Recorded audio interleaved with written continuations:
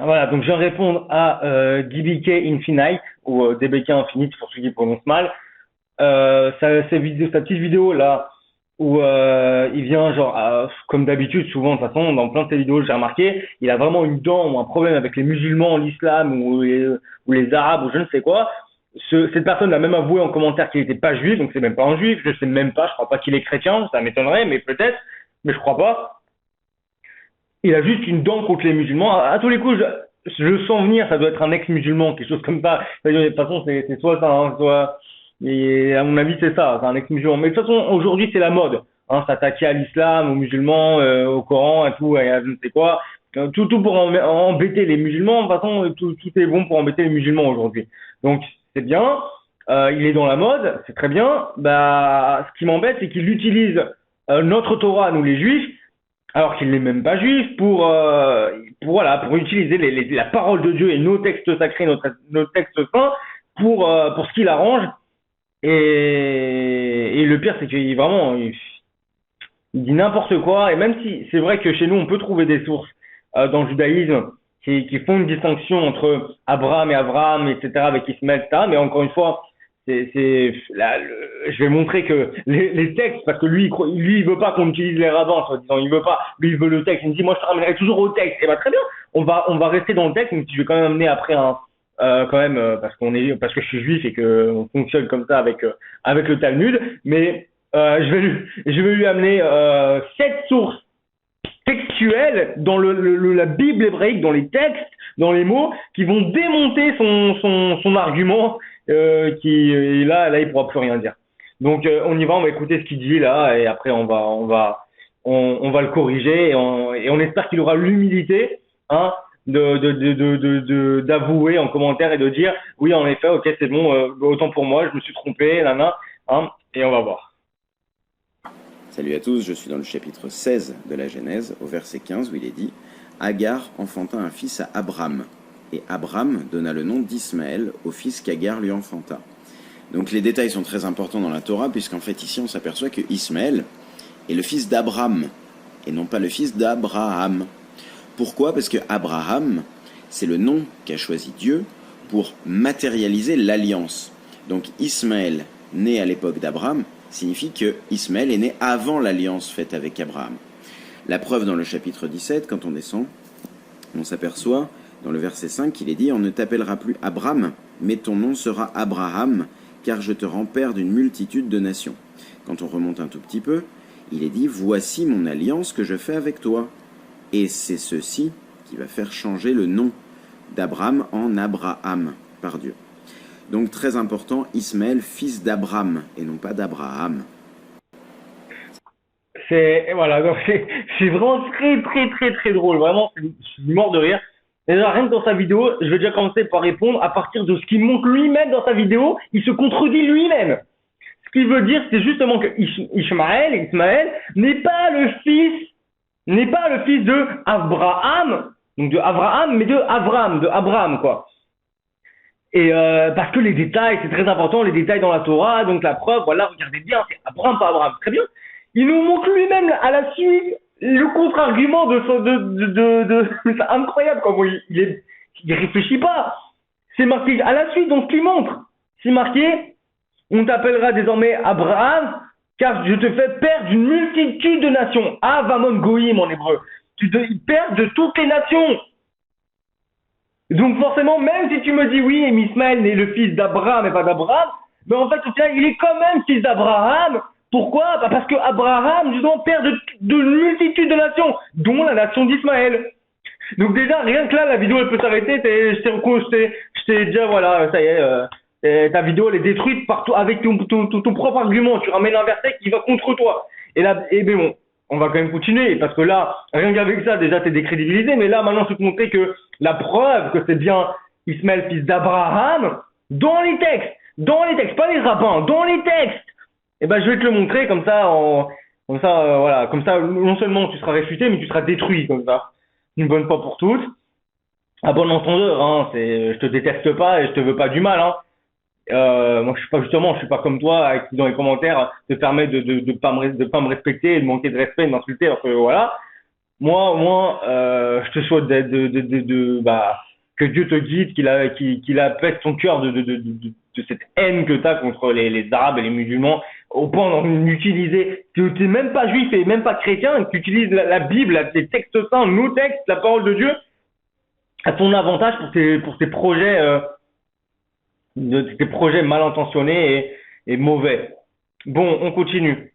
C'est parti, on va aller, donc voilà. Genèse, chapitre 17, verset 23. C'est marqué ici. Vaikach Abraham et Ishmaël Beno. Abraham prit Ismaël son fils. Attends, on regarde bien. Ismaël son fils. À qui? À Abraham. Mais c'est incroyable. On continue. Genèse, chapitre 17, verset 25. Ishmaël Beno. Ismaël son fils. Le fils de qui? Verset 24 juste avant. Or, Abraham était âgé de Abraham. Ismaël son fils. À qui? Abraham. Continue. Genèse, chapitre 17, verset 26. Nimol Abraham et Ishmaël Beno. C'est dans ce même jour que fut circoncis Abraham ainsi que Ismaël son fils. Je comprends pas. Je crois que c'était le fils d'Abraham, pas d'Abraham. Genèse chapitre 25 verset 9. Veigero Oto Yitzhak Veishmael Banav. Il fut inhumé par Isaac et Ismaël, ses fils. Attends, mais c'est incroyable. Mais on croyait que Abraham, parce que c'est matérialisé l'alliance, et que c'est pour ça que Isaac est le fils d'Abraham, mais Ismaël est le fils d'Abraham. Comment ça se fait que là c'est marqué Isaac et Ismaël au même plan, ses fils? Mais c'est incroyable. Bah tu vois, tu disais quoi déjà? Les détails sont importants dans la Torah. Genèse chapitre 25 verset 12. Ve'ele tolot Ishmaël ben Abraham. Suivent les générations d'Ismaël, fils d'Abraham, que l'égyptienne Agar avait enfanté à Abraham. Mais c'est incroyable. C'est quoi que tu montrais dans le verset avant là-bas? C'était Abraham. Donc bien la preuve que du fait qu'il est appelé multitude de nations, justement le fait qu'il soit appelé Abraham, c'est parce qu'il est, non pas parce que l'alliance, mais parce qu'il est appelé Avamon Goïm, parce qu'il est appelé père d'une multitude de nations, dont la nation d'Ismaël. Preuve en est que Ismaël est appelé, après ce verset que tu nous montres, et il est appelé plusieurs fois dans toute la Bible hébraïque, fils d'Abraham. Et bien, c'est le fils d'Agar, que l'égyptienne Agar, esclave de Sarah, avait enfanté. C'est-à-dire qu'on dit, Agar, là, esclave de Sarah. Et pourtant quoi? Avait enfanté à Abraham. C'est quoi que tu disais, les détails dans la Torah, c'est important? Bah voilà, je t'en prie. Hein. Allez, avant-dernier, on continue. Genèse, chapitre 28, verset 9. Ve'yelech Esav el Ishmael, Ve'ikar et Machalat Ishmael ben Avraham. Ok, ben voilà. Alors Ésaü alla vers Ismaël et prit pour femme Machalat, fille d'Ismaël, fils d'Abraham. Je sais pas, ça te suffit ou pour arrêter d'utiliser la Torah à tes fins là, hein, manipuler les textes de la Torah et de la Bible, alors que, enfin, franchement, en plus, tu crois même pas à la Bible, ça se trouve. Alors, je veux dire, c'est vraiment honteux de ta part. Mais attends, on va prendre la dernière maintenant, parce que là, tu vas me dire, on reste dans Genèse, mais là, on va quitter Genèse, tu vois, on va rester dans la Bible, hein, dans les textes, hein, que tu voulais, et on va quitter, on va voir ce que disent plus tard, c'est que c'est la Torah, elle est bizarre, on va voir plus tard. Allez, les chroniques. Chroniques, premier livre des chroniques, chapitre 1, verset 28. Bné Avraham, Yitzhak Ishmaël, enfant d'Abraham, Isaac et Ismaël. Bah, je comprends pas, c'est pas Isaac, fils d'Abraham, et Ismaël, fils d'Abraham. Ah, y a un problème, là, c'est bien marqué. Hein? Enfant d'Abraham, Isaac et Ismaël. Alors que juste au-dessus, regarde ce qui est marrant. C'est marqué, là, dans les descendants, sur les enfants de Yoktan, et c'est marqué Abraham. Abraham, qui est identique à Abraham. Ça, c'est incroyable. On te dit Abraham ou Abraham. Abraham, c'est Abraham. Et on te dit enfant d'Abraham, Isaac et Ismaël. Même là, qui te disent le Abraham avant, ils te font même pas la distinction de, ah non, mais Abraham, enfant d'Abraham, Ismaël, enfant d'Abraham, Isaac, non, enfant d'Abraham, Isaac et Ismaël. Voilà, donc voilà, t'es fini, c'est foutu pour toi. Mais maintenant, on va quand même voir, maintenant que tu voulais les textes, tu les as eu les textes, tu peux plus rien dire, voilà, c'est fini, zéro. Mais maintenant, je vais quand même te dire, parce que même si tu n'en as rien à faire des sages et du Talmud, tu utilises les textes des Juifs, alors Je suis désolé, c'est normal que nous, juifs, on t'amène ce que les juifs disent sur nos textes. Parce que c'est nos textes, c'est pas les tiens, c'est nos textes. D'accord? Alors voilà. Le Talmud, traité Brachot, traité des bénédictions, traité Brachot, page 13a. Ok? C'est marqué là-bas, justement, sur Abraham. Donc le verset qu'on a vu à la fin dans les chroniques. Abraham ou Abraham. Abraham est identique à Abraham. En fait, c'est une mauvaise traduction, c'est-à-dire Abraham est Abraham. Et bien justement, voilà, on va y venir, voilà. Ici. Voilà, Abraham ou Abraham. Batrila nase Avlaharam. Au début, il était père de Aram, donc Abraham. Uevasof nasa av de kol haolam kulo. Mais au final, il a été fait père, patriarche, les Chol Haolam Kulo, pour le monde entier, le monde dans son ensemble, le monde pour tout le monde.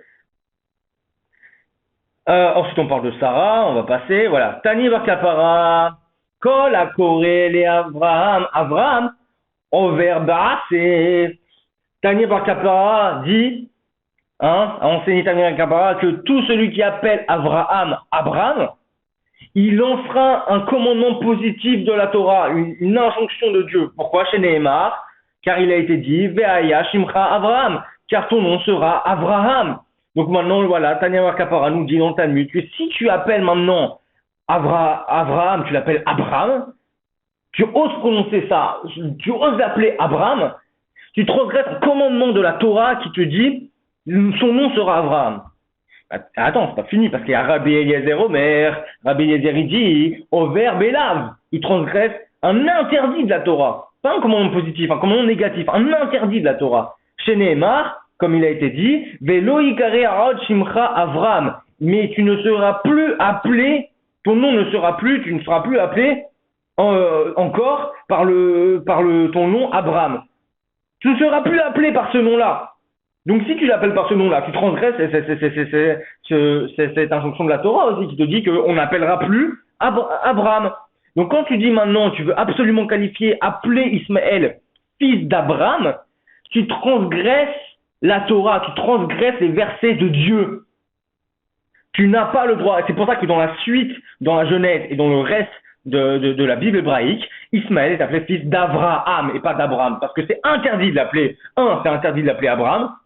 C'est interdit. Deux, il est appelé Abraham Avamon Goïm, père de toutes les nations. Donc forcément, de la nation d'Ismaël aussi. Donc c'est aussi fils d'Abraham. Voilà, au revoir.